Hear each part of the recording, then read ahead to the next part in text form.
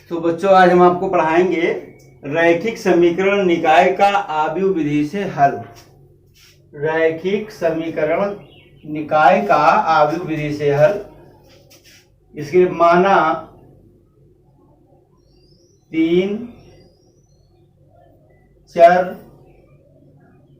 राशि वाला रैखिक समीकरण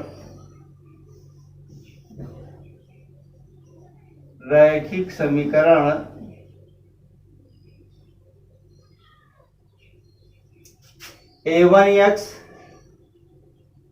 b1y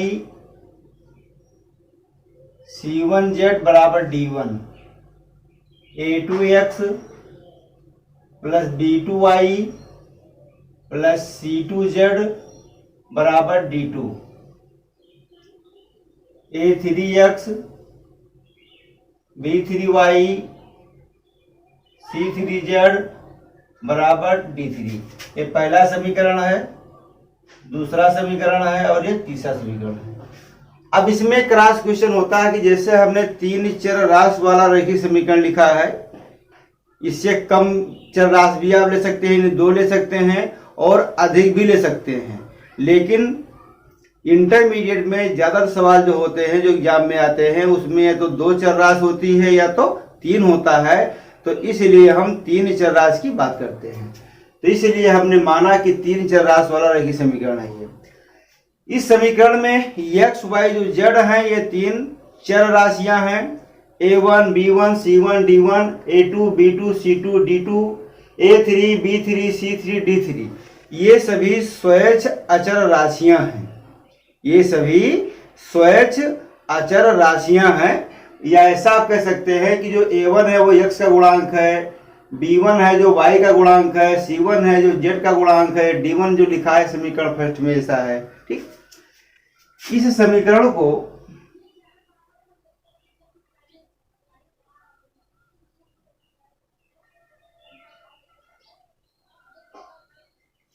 आव्यूह के रूप में लिखने पर, जो ये समीकरण दिया था अब इसको आव्यूह के रूप में लिखा जा रहा है। देखिए ये आव्यूह का रूप, ये a1 b1 c1, a2 b2 c2, a3 b3 c3। ये यहाँ पे x y z बराबर d1 d2 d3। ये आव्यूह के रूप में लिखा गया है। यदि आप चाहें तो समीकरण के रूप में दोबारा भी आप लिख दें, इस आव्यूह को इससे गुणा कर देंगे, फिर हमको यही मिल जाएगा।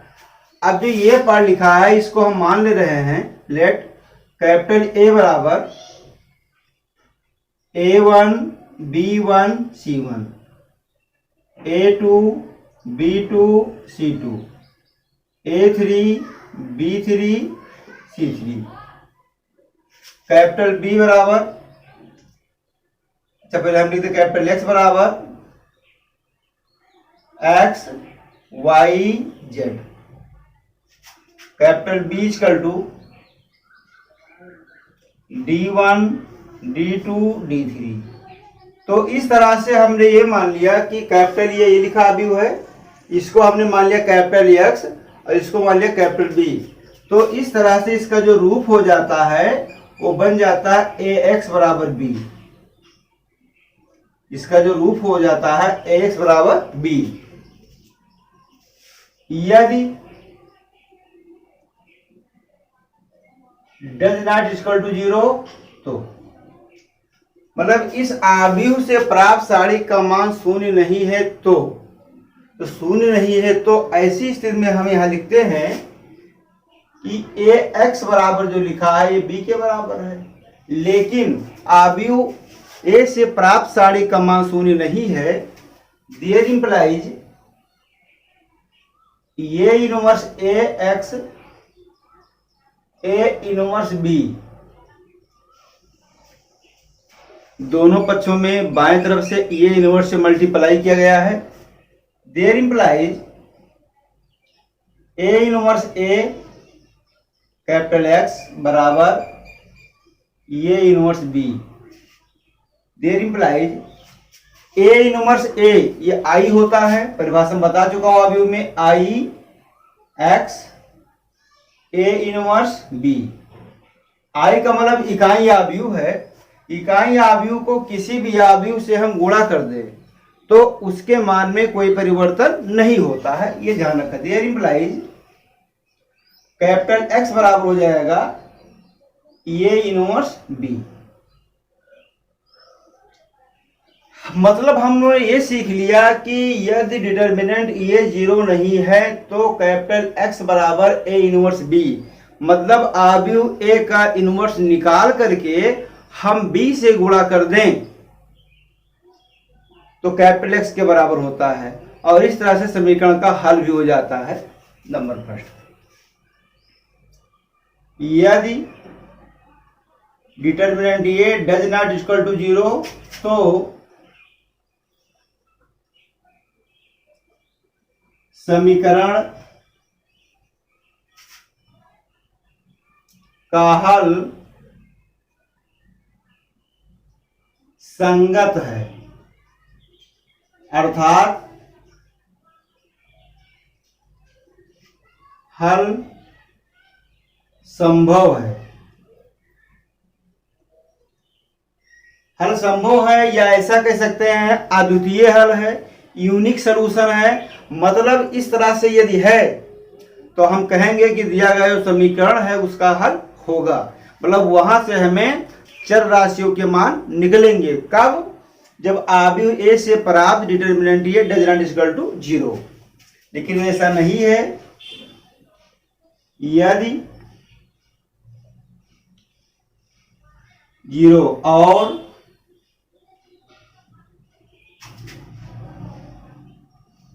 Adjoin A into B equal to 0, बहुत इंपॉर्टेंट टॉपिक है ये।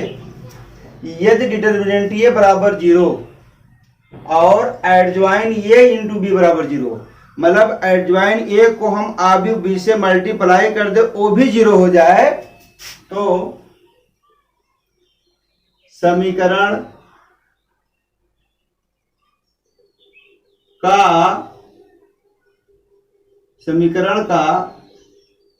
हल अनंत होता है।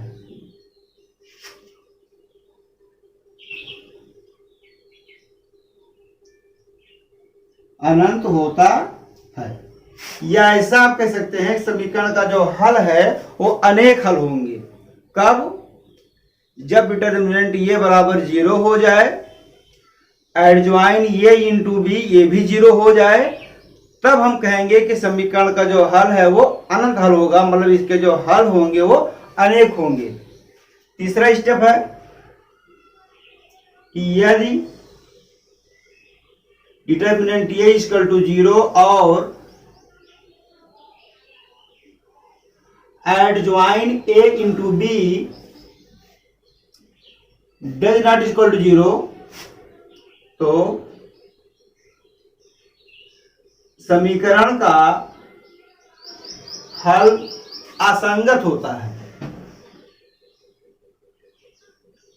असंगत होता है, या ऐसा आप कह सकते हैं कि समीकरण का जो हल है वो असंभव होता है।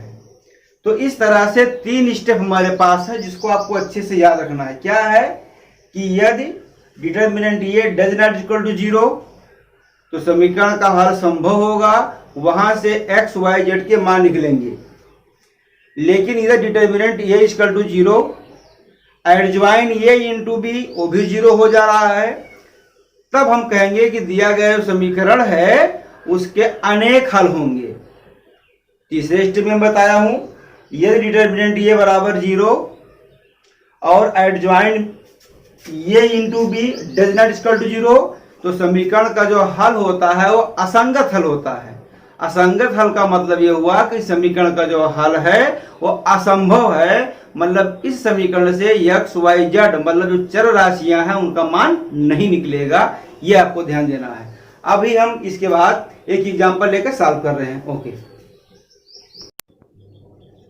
अब देखिए बच्चों, एग्जांपल लिया हूं कि आव्यूह विधि से समीकरण 2x minus y plus 3z बराबर 9, पहला समीकरण x plus y plus z बराबर 6, x minus y plus z बराबर 2 को हल करना है। हल दिया गया समीकरण,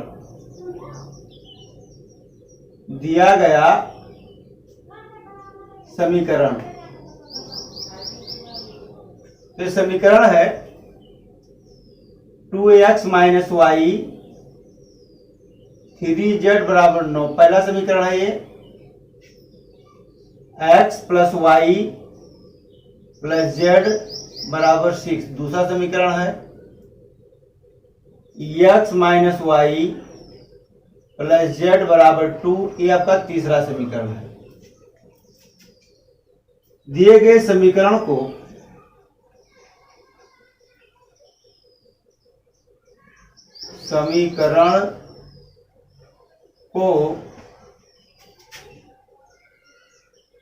आव्यूह के रूप में लिखने पर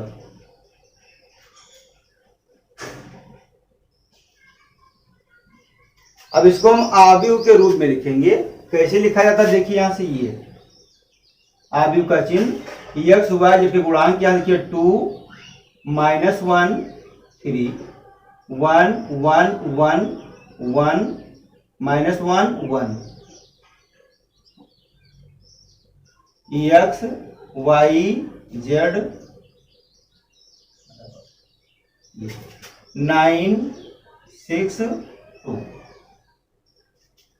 यदि आप चाहें तो पहले वाले आव्यूह को इससे हम गुणा कर देंगे, तो जो समीकरण लिखा हुआ है तुरंत हो जाएगा। आव्यूह के गुणा के नियम से आव्यूह के रूप में आ गया, जैसा कि अभी समझाया गया था। ये देखिए आपका ये लिखा है, ये आपका कैपिटल X है, ये कैपिटल B है, मतलब कैपिटल ये बराबर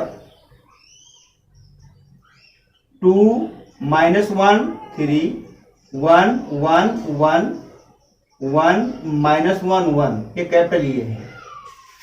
कैपिटल X y z, ये कैपिटल X है। कैपिटल B बराबर 9 6 और 2। अब जो कैपिटल ये है एक आव्यूह है, इससे प्राप्त हम सारणी का मान निकाल दे पहले।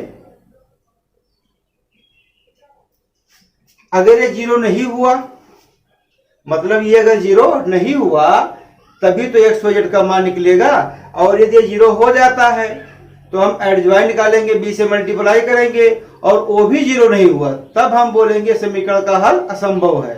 लेकिन ये एडजॉइन और b का मल्टीप्लाई अगर 0 हो गया तो समीकरण का हल अनंत होगा। पहले इसको चेक किया जाए। 2 माइनस 1 3 1 1 1 1 माइनस 1 1, नियम के साथ 2 1 plus 1 plus 1 1 minus 1 plus 3 minus 1 minus 1 1 1 2 2 4 plus 0 minus 6 minus 2। तो ये देखा गया कि डिटर्मिनेंट ये जो है डज नॉट इक्वल टू 0। एक बार साथ के लिए यहाँ पे 2 लिखा जाएगा, प्रसार किया हूं R1 के सापेक्ष, 1 का 1 से मल्टीप्लाई होगा, इसका यहां से हो तो 1 प्लस 1 प्लस माइनस होता है, माइनस पहले से लिखा है इसलिए प्लस हो जाएगा। 1 माइनस 1 यहाँ प्लस 3 माइनस 1 माइनस 2 हो जाएगा। तो माइनस 1 माइनस 2 का 3 से मल्टीप्लाई माइनस 6, तो 4 माइनस 6 दैट इज माइनस 2, मतलब डिटर्मिनेंट ये डज नॉट इक्वल टू 0। इसका मतलब ये हुआ कि समीकरण का हल संभव है। अतः समीकरण का हल संभव है। हल संभव है मतलब यूनिक सोल्यूशन है, हल अद्वितीय है मतलब एक्स वाई जेड का मान निकलेगा। अब कैसे निकलेगा, तो वहां पे लिखा था कि कैपिटल एक्स बराबर होता है ए इनवर्स बी, तो कैपिटल एक्स बराबर ए इनवर्स बी मतलब ए इनवर्स निकालना है, मतलब हमें कोफैक्टर करना पड़ेगा। सारणिक ए के प्रथम पंक्ति का कोफैक्टर, इसके लिए आपको बताया गया था कि ये 11, ये 12, ये 13 पढ़ने लिए बोला गया था कि ये 11, A12, A13 है। अब मान कैसे निकालते हैं 2 बार बता चुका हूं, आज हम फिर इसको बता दे रहे हैं। प्रथम पंक्ति का एलिमेंट हम छोड़ेंगे तो क्या मिलेगा हमको, 1 1 1 1 -1 1। प्रथम पंक्ति का जो एलिमेंट है 2 है, -1 3 छूट जाएगा, 1 1 1 1 -1 1। चिन्ह देखिए इसका, यहाँ पे प्लस माइनस और प्लस, फिर वही काम पुराना वाला, ये देखिए 1 + 1 2 0 मतलब 0, ये आपका हो जाएगा -1 -1 दैट इज -2। तो इस तरह से प्रथम पंक्ति का कोफैक्टर हो गया। सारणिक ए के दूसरे पंक्ति का कोफैक्टर, तो दूसरे पंक्ति का जो कोफैक्टर होगा उसका नाम है ये 21, ये 22 और ये 23। चिन्ह देखा जाए इसका माइनस है और इसका ये प्लस है और ये माइनस। दूसरे पंक्ति का जो एलिमेंट है वो है 1 है 1 है 1 है, इसको हम छोड़ देंगे और क्या मिलेगा हमको 2 -1 3 1 -1 1। अब इसको हम सॉल्व कर लेंगे, देखते हैं दूसरा पंक्ति का एलिमेंट छोड़ा गया है, पहला का लिखा गया है, तो 2 -1 3 1 -1 1। ठीक, ये देखिए इसका मल्टीप्लाई यहां से होगा, -1 + 3 बराबर 3 में से 1 घट जाएगा, 2 बचेगा तो आएगा -2। A22 लिखा है, 2 - 3 ये आपका -1 हो जाएगा, 2 3 ये देखिए, तो -2 + 1, तो 1 में से 2 घट जाएगा तो मिलेगा -1, लेकिन माइनस चूंकि यहां पे लिखा हुआ है इसलिए हो जाएगा +1। ठीक, तो इस तरह से क्या देखा गया कि दूसरे पंक्ति का भी कोफैक्टर हो गया। सारणिक ए के तीसरे पंक्ति का कोफैक्टर मतलब सगुणनखंड, तो इसका जो नाम है बताया सर, ये 31 31 32 और 33। चिन्ह इसका प्लस माइनस और प्लस। कैसे इसको निकाला जाए, जैसे सबको निकाला गया है, तीसरे पंक्ति को हम यहां पर छोड़ देंगे, क्या लिखेंगे यहाँ पे 2 है -1 और 3 1 1 1 3 1, ये देखिए गुणा किससे पड़ेगा, -1 -3 ये आपका हो जाएगा -4, 2 -3 ये आपका +1 हो जाएगा, 2 + 1 = 3। देखिए A31 का मतलब होता है ये कार्य करना है, इसका गुणा यहां से हो जाएगा, इसका यहां से, A32 ये बीच में हो जाएगा, 2 -3 तो 2 से 3 घटेगा तो माइनस से, क्या लिखा है माइनस, तो ये +1 हो जाएगा, A33 तो इसका मतलब 2 + 1 दैट इज 3 हुआ।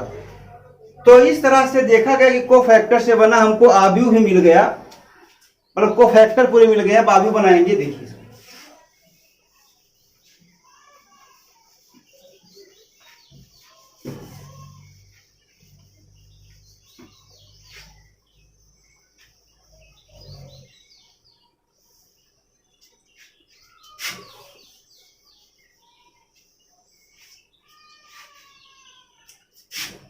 कोफैक्टर से बना आव्यूह, कोफैक्टर से बना आव्यूह, बी हम नहीं मानेंगे, बी हम मान चुके हैं, मान लेते हैं कैपिटल सी है ये। प्रथम पंक्ति के एलिमेंट को प्रथम पंक्ति में लिखा जाएगा, तो प्रथम पंक्ति का जो कोफैक्टर है 2 0 -2, 2 0 -2। दूसरे का देखिए -2 -1 1, -2 -1 और 1, और तीसरा है -4 1 3। एक बार चेक कर लेते हैं, 2 0 -2, 2 0 -2, -2 -1 1, -2 -1 1, -4 1 3। तो इस तरह से ये भी लिखा हुआ है। ओके, अब देखिए यहाँ पे लिखा जाएगा एडजॉइन ए। एडजॉइन ए का मतलब सी डैश, सी का ट्रांसपोज, तो देगा 2 0 -2, -2 -1 1, -1 सॉरी -4 1 और 3।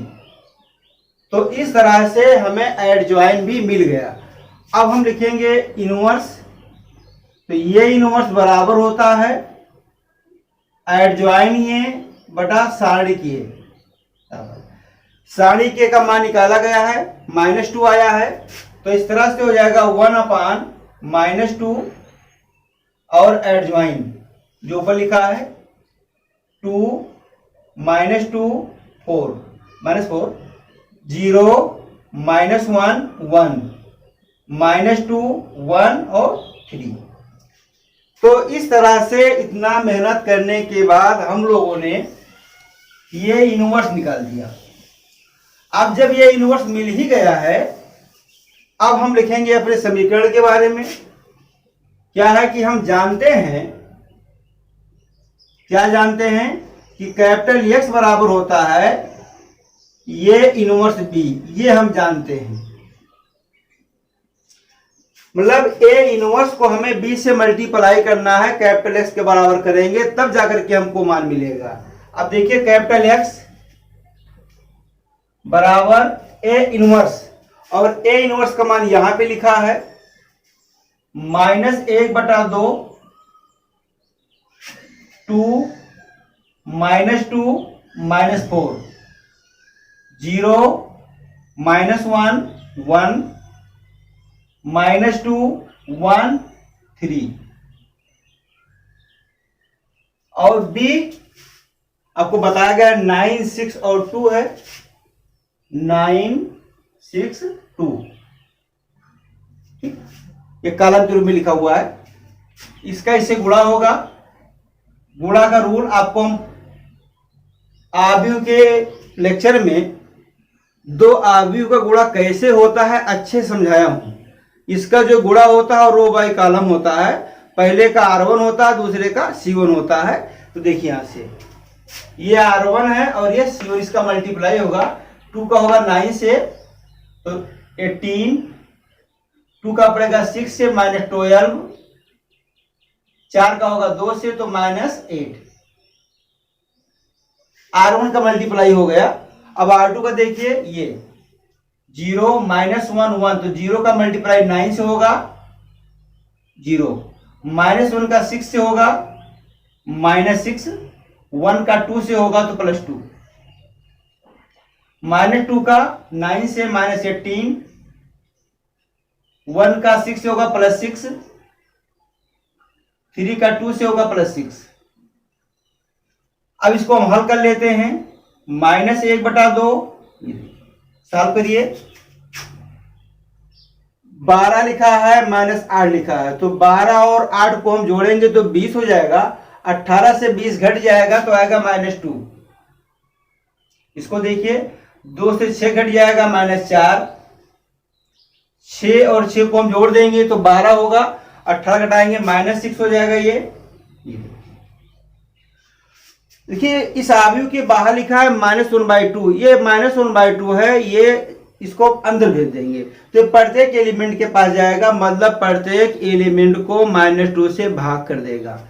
तो ये इससे भाग होगा तो ये 1 हो जाएगा, इसका इससे होगा तो ये 2 हो जाएगा, 2 3 जा 6। तो इस तरह से हम लोगों ने देखा कि ये इनवर्स बी का जो मान है 1 2 3 लिखा है और ये कैपिटल एक्स का मान है। और कैपिटल एक्स का मान क्या माना गया था? X y z. अब ये भी एक आव्यूह है और ये भी एक आव्यूह है और इनके बीच में चिन्ह लगा हो बराबर का। तो बराबर आव्यूह की परिभाषा बता रहा हूं कि दो आव्यूह बराबर तब होते हैं जब उनका क्रम बराबर हो, मतलब आर्डर सेम हो और संगत एलिमेंट बराबर हो। तो देखिए ए भी एक आव्यूह है, ए भी एक आव्यूह है, आर्डर सेम लिखा हुआ है तो संगत एलिमेंट भी बराबर होंगे।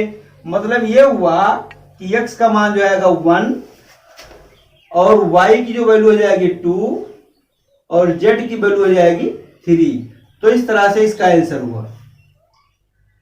जब x y z का मान मिल जाता है तब कभी कभी ये शक होता है सवाल सही है गलत है, तो उसकी आप जांच भी कर सकते हैं।